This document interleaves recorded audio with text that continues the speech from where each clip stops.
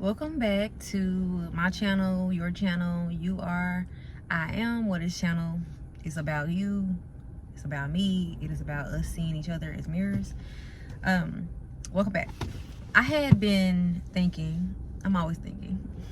Always thinking while I'm making the video too. Now, this conversation is gonna be about a little conspiracy theory, because I don't know if you noticed that or not, but a slight conspiracy theorist. TV. If you think about the word TV, television, it is about telling a vision. Now, we have the ability to have visions, but some have given up or forgotten that they have that capability of visions. But we also not have vision. When I say visions, I don't mean like a vision of the future or something like that. I mean even imagination. So having the ability to imagine something, imagine yourself somewhere doing something that you are not physically doing. Okay, that is your spirit and your imagination being able to time travel, transport yourself to somewhere that you are not actually physically at right now, which is amazing.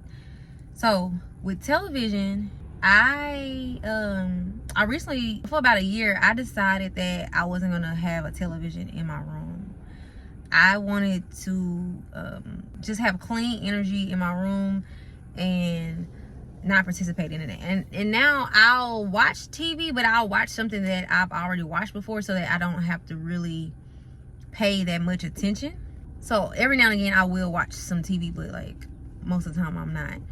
I was watching a YouTube video about Reverend Ike, and he was talking about imagination and going into the mind, the television of mind, and it was really good. And I was like, yeah, like I have to strengthen that again. I have to strengthen this. I go into my temples, I walk into the kingdom of God, and I create there and I imagine there, and it feels good. So we need to get back to creating our own visions and not letting others tell us a vision all the time. This is all an experience, so you don't have to feel like, oh, somebody's out to get me and they're doing this on purpose. Like, it's all an experience, and you have to decide what you're going to experience and what you are going to allow someone to do and not do. It's all you. But do you guys remember those projector screens in grade school? I'll put it somewhere here, like some type of image. But there's a Bible verse about how it is better to have one eye and not to see from the two eyes, but to see from the one eye and let light pass through it, so on and so on.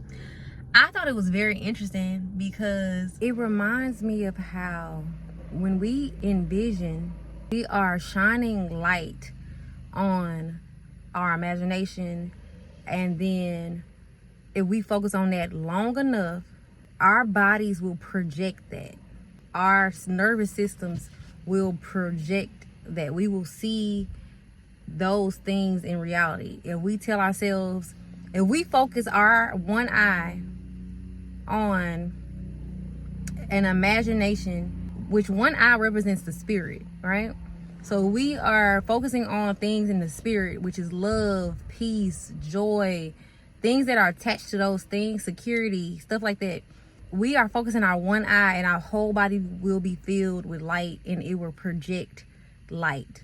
But in the next part, it says, but if your eyes, or your two eyes, are evil, I'm paraphrasing, I'll put it back on here, then that is us focusing on the physical realm, what is happening in front of us that might not be what we want, and we're paying so much attention to the things that we don't want. Like, it just reminded me of that, like the projector. We are projectors. We are literally God, but our flesh is a theater. Like, we have this brain that can imagine, and that's where God is, in the kingdom of God is right in us. And as long as we're using it in the spirit, like, we will see things that we didn't think were even capable of, we were capable of seeing, because it was hidden from us for so long. But when you remember who you are, but then you also remember that you are a projector, you will be more conscious of what you lay on that projector and shine light on. Because whatever you shine light on is going to project. It is literally going to project. Yeah, it was so much fun when I read that, and I thought about those overhead projectors. That is literally who we are. We have that one eye, and then we have that light. When you turn that light on, whatever is laying on that projector is what you're gonna see out in your physical. But yeah, I want to encourage everyone to start using their imagination. Blindfold yourself and use your intuition. Start strengthening that spirit in you, like, not your flesh, not your two eyes, one eye. It's so crazy how the Bible has been talking about all this from the beginning, but people have rewritten it and changed it into these scripts and stuff. I'm pretty sure it probably was more straightforward. Like, when these books were written, they were probably more straightforward. Keep in mind, English is a limited language, and then also the way we talk about things are different than the way they talked about things, back then. But yeah, you are the projector. You are the visionary. You don't need television. It's all a distraction. You can enjoy these things, right? This is all an experience, but do not forget that you are ultimately the experiencer, and you are the experience also. So use your visions, use your childlike nature of imagination. Yeah, that's all. Be the projector. Be careful of what you are putting on that light. That's all, y'all. I had to add this video a different day, but y'all get it.